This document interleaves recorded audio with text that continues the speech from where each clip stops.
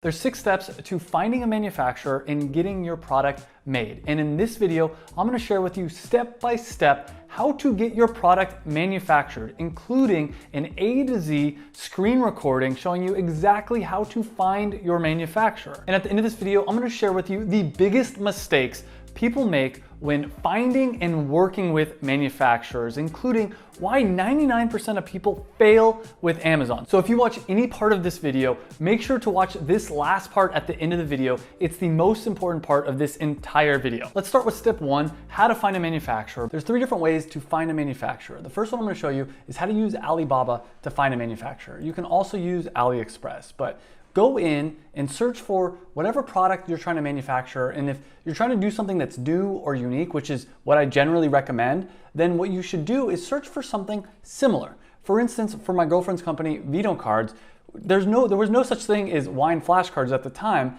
but what we did is we searched for other flashcards. And by finding a manufacturer that can make flashcards, they can change out the designs very easy. So we looked through this and we found a good manufacturer. Let's say the first person.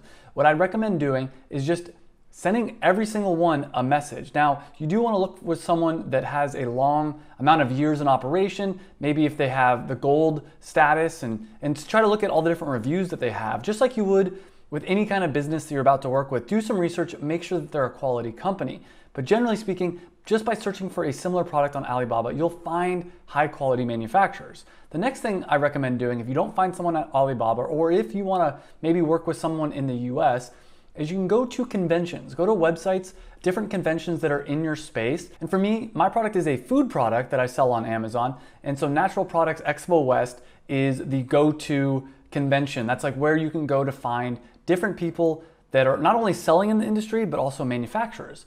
And what I recommend doing is going to the exhibitor list. Now, honestly, the best case scenario, go to the convention, walk the show floor, and try to make connections. But if you can't do that, you can usually search through the exhibitor list. And what I recommend doing is use the advanced search here. And you can search for whatever your product is. So for instance, my product it's a nut butter product. So I'm gonna go nut butter, and I use the quotation marks because that makes sure that basically that search phrase shows up in the exhibitor's listing. So by searching, I would go through and contact every single one of these and see if they do co-packing, see if they can produce your product. And co-packing is just a term for like if they're willing to do manufacturing. Because a lot of these companies, they might manufacture their own product, but when their machines aren't running, they're losing money. So they might be willing to run your product as well. And in this case, and obviously, you also can search for manufacturer, co-packer, things like that, and see, it depends on what your search terms are gonna be depending on your industry, but see who comes up. Now, the last way, and probably one of the most powerful ways, is just go to Google, and for me, I just type in nut butter manufacturers, and look right here, private label nuts and nut butter manufacturing, Golden Boy Foods, nut butters, Nuts and More. Like, there's all these different companies, and this is the very important part. Get on the phone, call every single one of these, because when you call one, they might not be able to help you, but they might know someone that can. And if someone tells you when you call them, sorry, I can't help you, you have to ask them, do you know anybody that can help me? Do you know anybody in the industry? And that's what I did. Because at first, a lot of different manufacturers said, sorry, I'm not able to help you. And then I'd ask, well, who do you know in this industry that maybe could help me out? And from there, they were able to direct me to people that actually could produce my product and help me out. The next step is to contact the manufacturer and get pricing for whatever product you're looking to get manufacturing. Now, a few tips on this. When you go to message them, obviously if it's on Alibaba, you can message, but if it's a US-based manufacturer, I highly recommend calling. If you don't feel comfortable doing that, you can always send an email, but when you actually call someone, it develops a lot stronger of a connection. It makes you seem like a lot more serious of a potential client. Remember, these manufacturers are busy. They probably get a lot of messages, and by picking up the phone and calling, you seem like a more legitimate business. The other benefit of calling is if they can't help you, there's a higher probability that they can recommend someone that can help you, and it allows you to rapidly ask other questions, where if you send an email or a message and they say, hey, sorry, we can't do this, they're probably gonna end the conversation there. They're not really as invested in helping you find other people that can help you do manufacturing. Now, some tips when contacting a manufacturer: you wanna sound like as legitimate of a business, as serious as a potential customer as you can. Now, I'm not saying to lie. Now, some people do give the advice that you should say that, hey, I'm part of a bigger company. Not call yourself the founder or CEO. Maybe call yourself the COO, which is Chief Operations Officer, or some other ideas as you could be the Chief Purchasing Agent, or come up with whatever title you want. Now, the benefit of this is it makes it seem like you're part of a larger company. Another big benefit when it comes to negotiation, which I'll talk about in just a second, it allows you to say, hey, that sounds like a great deal, but my boss is saying no. So then the manufacturer, when they're negotiating with you, they don't take things as personal. I have had people tell me that when you say that, hey, my boss says it's not a good number, that it's easier to negotiate with that because people don't take it as personal. Now, that's up to you. I've also had a lot of success by doing the opposite and calling up companies and say, hey, I'm the founder, I'm super passionate, I really want to get this thing started, but truth is, I'm somewhat new to this, and asking for their help in educating me. And that's a double-edged sword. I've found that it helps because people, they empathize and they want to help me out as a beginner, but they could also potentially take advantage of you. Another important thing to note is when you're first starting out, you probably don't want to buy too much inventory. So you may at some point in the conversation want to ask, what is the minimum order quantity, or MOQ? You'll see this a lot of times. And that is, what's the minimum that they're willing to sell you, basically. Now, I would not recommend opening a conversation with this because they're less likely to take you serious. In fact, again, a lot of people say you should say, hey, I'm looking to order 50,000 units, even if you're only looking to order 500, because it makes you seem more serious. And then later on down the line, you say, you know what, we could do a test run of those 500 units. And this is a negotiation tactic because there is a chance that the manufacturer is going to say, well, for $50,000, it's $1 a piece.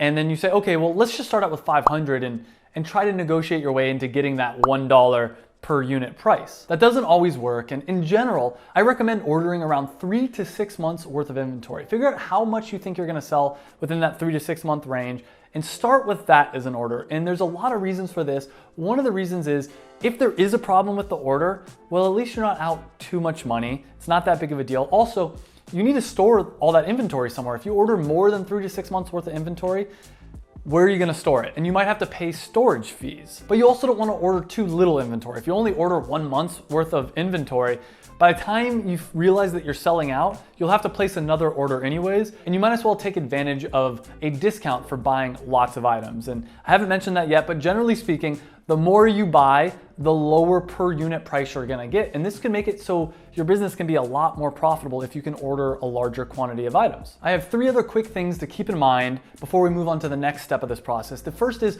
whenever communicating, whenever sending messages or emails with your manufacturer, make sure to spell check, to grammar check, to make sure your email looks as professional as possible. If you look like a beginner, they're gonna treat you like a beginner. The second tip is make sure to establish a connection with them. This is something I've historically been fairly bad at with my manufacturers.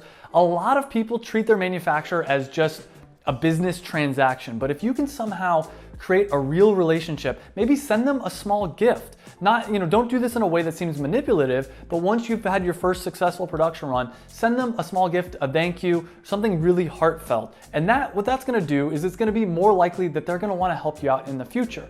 And then the third tip I have for you is the cheapest company isn't always the best. Part of the reason it took me 1.5 years to get this product manufactured is my manufacturer that I was working with, even though they were a really good deal and they produced pretty good products, they were not organized. And when I tried to create a new flavor, they were just too disorganized to be able to do it. They had a lot of different moving parts, a lot of other clients that they were prioritizing. So I switched to someone that's slightly more expensive, but they're a lot more professional. And my hope is, even though I'm gonna be paying more money working with these people, that the stress that I'm gonna save because they're more professional is gonna be worth it. Though I will talk about this later, but so far it's been a really bumpy road, even with the new manufacturer, getting this product manufactured. I've lost probably close to $15,000 in R&D and trying to get up and running with this new manufacturer, which I'll talk about all those issues later in this video. The next step is to smash that like button. By hitting the like button, it lets YouTube and the algorithm know that this is a good video. And the real next step is to design your product.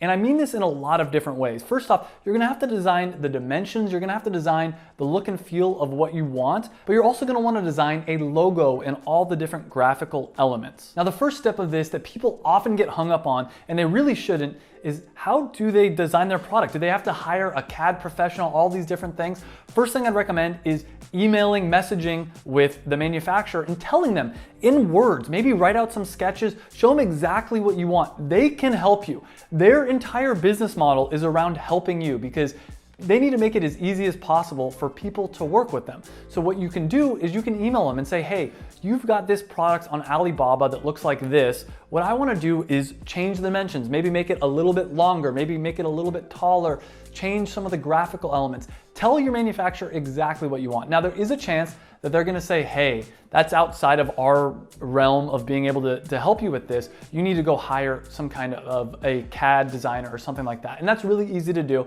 You can go to Fiverr or Upwork and you can find someone where you can tell them in plain old English exactly like what you're trying to do, and they can help you out. Just keep in mind, the manufacturers, even if you're working with a Chinese manufacturer, they're really smart. This is what they do for a living. They can probably help you out. Chances are you won't need to go hire someone unless you're looking to do something extremely complex. The next part of this is the design and logos of your product, and do not skimp on this. This is an extremely important part that a lot of people forget about. Your logo is gonna represent your company, and ideally, you're not just gonna be selling on Amazon, you're gonna be selling on your own website and you're gonna be promoting your product in social media. So a logo is really important. I personally recommend doing a 99 Designs campaign, or at least if you aren't gonna do that, hire someone on Upwork.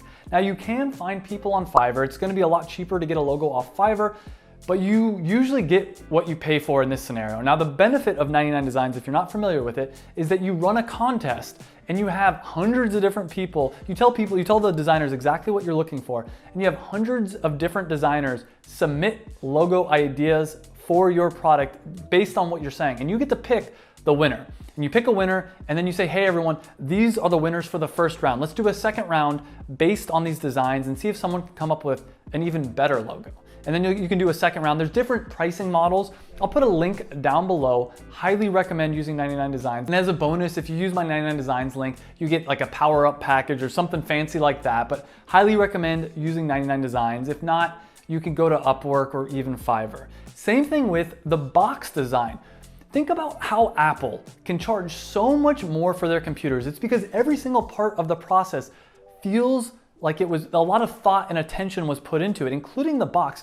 People love this whole unboxing experience. People love feeling like they're purchasing a premium product. So put a lot of thought, energy, and attention into what your design of your actual product, the box, everything is gonna look like. And again, even if you're not a creative person, you can hire creative people to help you. You can tell them the ideas, the concepts that you have in mind. You can tell them what kind of demographics your product is for. Obviously, if it's more feminine, you might wanna do more of like the pink type colors. If it's more masculine, you might wanna do more like the black masculine type colors. And obviously there's a lot of different variations of this, but find products that you like the way they look, that you think you want your product to look very similar to, and show that to a designer and they can help you create your own branding. The next step is to get a sample sent to you.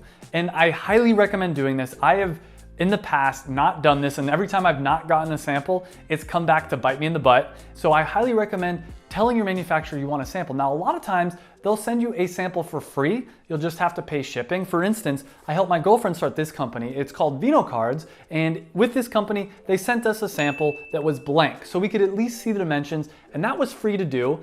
And if we wanted to get a sample with the logo, the design on all the different cards, that was $300. We decided we didn't want to pay the $300, that we just wanted to get the regular sample.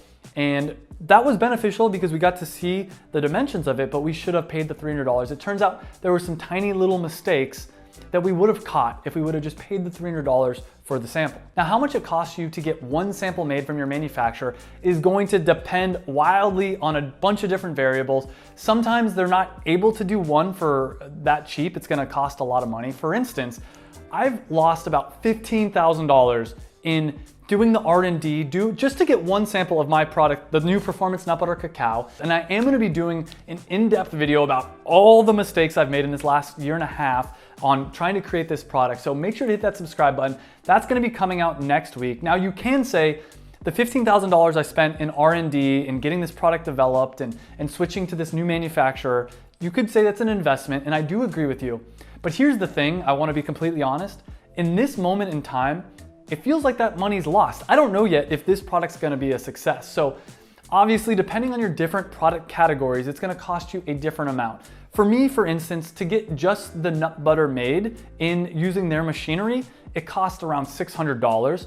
But then to get it into the pouch, because that takes a different set of machinery, and to get the design and the film, it's way more expensive. It's a few $1,000s to get one unit of my product. So ask from early on how much it's gonna cost for you to get one sample, and realize a sample doesn't necessarily have to be quote unquote your finished product. Realistically, I could have got the nut butter product made and just tasted it, and I know what the pouches are already like. I don't necessarily need the full finalized product to say yes, but I decided to play it safe and get the product made in the pouch. So again, I'm gonna be talking about all the different mistakes I made, how I lost $15,000 on this Amazon product so far in next week's video. So make sure to subscribe. But the next step is how to actually pay for your products, because this is probably the scariest part of the entire thing. Because this is the part where you actually have to put your money on the line. Everything else we've talked about, sure, it might cost a little bit of money here and there, but usually to get your product manufactured, it's gonna be a few $1,000s at least. It could be more expensive if you have a more custom product, and there is of course a chance that it could be slightly less. But before we get into that, leave a comment down below. What has been the hardest part of starting your business, and what have you learned from that? Like, let's all learn from each other here. I'm trying to create a community where we can all, I don't have all the answers, and I wanna continue to learn new things. So put in the comments down below, what has been the hardest part of starting your business, and what have you learned from it? For me personally, the hardest part has always been when I have to send a wire, when I have to actually send the money to the manufacturer, because that's the moment of truth. That's the black and white moment of entering the cave, and there's no turning back anymore. And there's different ways to send money to your manufacturer. Historically, for all my manufacturers, I've done a wire transfer. And a wire transfer, to be honest with you, is really scary, because unlike a credit card transaction where you can call up the bank and say, hey, that was fraud, I want my money back, with a wire transfer, there's none of that. Once you send the wire, even if you send it to the wrong person, you accidentally put in the wrong bank account number, it's gone forever. And I personally use US Bank to send a wire. It costs around, I think, $25 or so if it's domestic. It's something like $75 to $95 to send a wire over to China. And what you do, you can either go into a bank and do this. You also have to give them the routing number or the SWIFT number if it's an international bank account. And again, like I said, it's scary, because if you accidentally mistype one of those numbers, they can send it to the wrong person. You're never getting that money back. Now, a little bit safer way to do it is PayPal. And I do know that some manufacturers accept PayPal, some overseas manufacturers.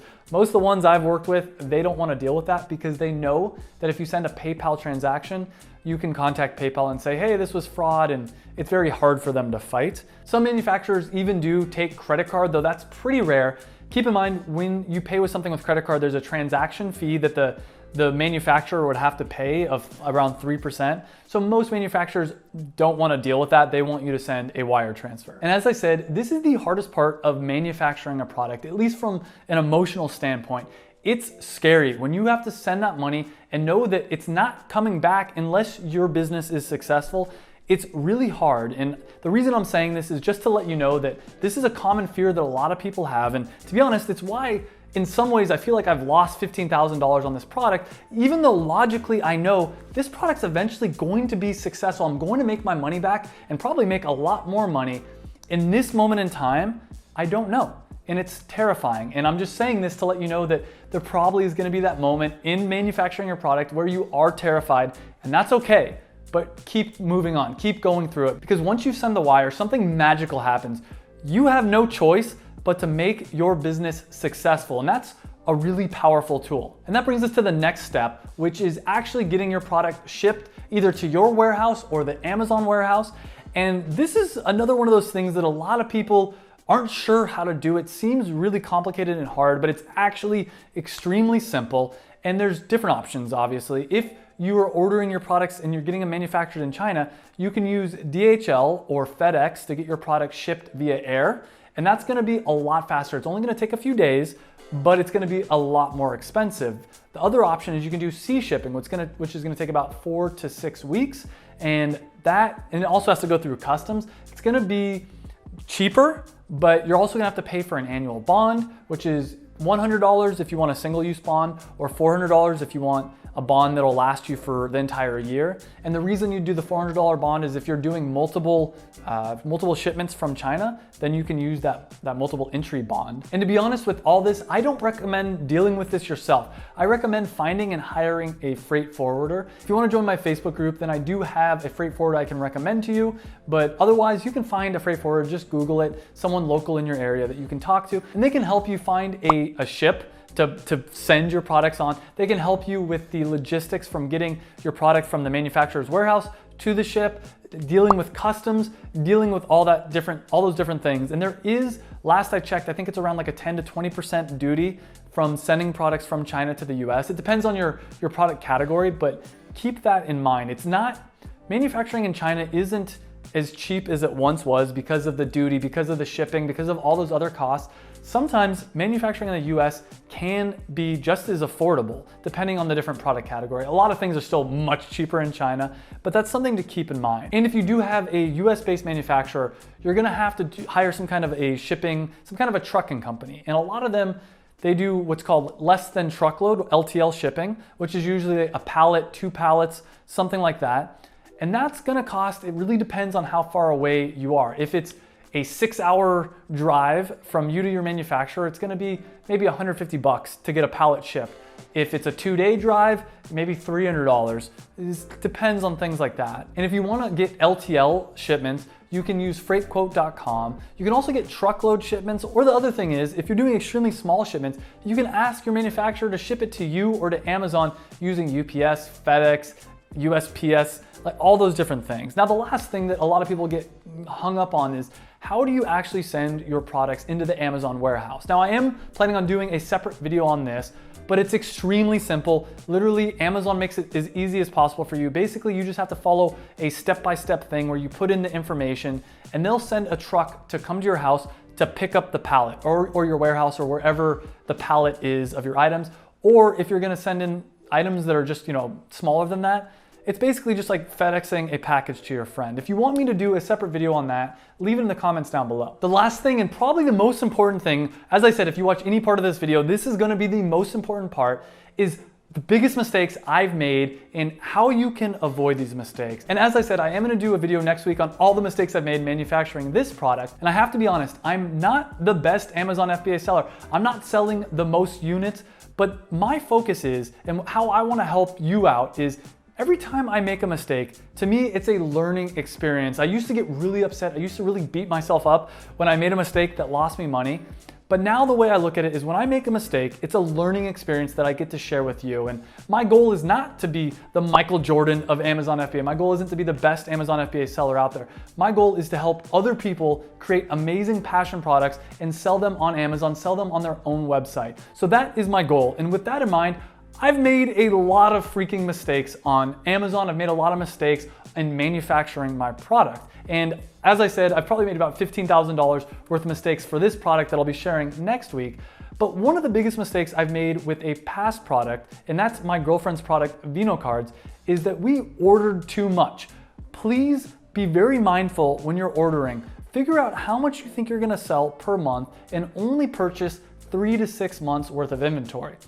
For this product, Vino Cards, we probably should have ordered around 400 units. That would have probably cost us around $2,500 or something like that. But instead, I was cocky and I thought we could really blow up this company. So we ended up ordering 2,000 units. Now, most of those units are just sitting in Ariana's parents' garage. Now, that's not the end of the world. The good thing about this product is it's shelf stable. It's not like my product that could potentially go bad. She has the rest of her life to sell those products, but still, it's an issue because that's money that we could have been using towards something else. Now, the benefit of ordering a lot of products, and the reason we did this is your price per unit's gonna go way down. So it makes it so that product's more profitable. But still, as I mentioned earlier, we did make some mistakes on the cards that Now we have to wait till we sell all 2,000 units before we get a chance to fix them. And before I do talk about the next big mistake I made, I do have a link up here and down below to Ariana's 1 year selling on Amazon. And we talk about all the mistakes. We made a lot more mistakes in manufacturing and selling on Amazon. We also talk about how much money she made in her first year. So I'll put those links up here and down below. The next big mistake that I made with my product, Performance Nut Butter, is not making it clear with the manufacturer who's responsible when something goes wrong. If a product is defective, do I have to just take that as a loss, or do they have to pay for it? And with my first manufacturer I worked with, anytime there was an issue with the products, I had to pay for it. It was a loss, and I just dealt with it. To be honest, the reason I did this is because I didn't have a backup manufacturer. I felt like I was kind of backed into a corner. I had no choice but to work with my manufacturer, because what I'm trying to do with my product is very specific. I need someone that's gonna grind nut butters and put them into a pouch, and I couldn't find anyone else that was willing to work with me. Now that being said, that's another tip, is always try to find a backup manufacturer. This is something I've seen a lot of people have issues with because China shut down a lot of their manufacturing, and because people didn't have any kind of backup source, they were out of luck for a decent amount of time. So always have a backup manufacturer as well. Now again, I've made a lot more mistakes than that. I do talk about in this video up here and down below my first 2 years of selling on Amazon and all the different mistakes I've made. I also share my revenue, profit numbers, basically everything I wish I would have known when I started Amazon. Now, the last thing I want to talk about is why 99% of Amazon sellers fail and how to avoid this. And something I want to make clear, my goal again is to help you succeed, to help you create a product that you're passionate about, sell it on Amazon, make money, make passive income. And long term, my goal is to grow a community of successful Amazon sellers, successful people that have created not just private label products, not just wholesale products, created products that they're actually passionate about, unique products, something that they actually want to sell. And I found that there's basically 5 mistakes that Amazon sellers make that make it so that 99% of them fail. And if you can avoid these 5 mistakes, I can pretty much guarantee you'll be successful on Amazon. And I talk about that in depth in this video right here. So click on that video. I'll see you in the next video. And remember, most importantly, to enjoy the journey.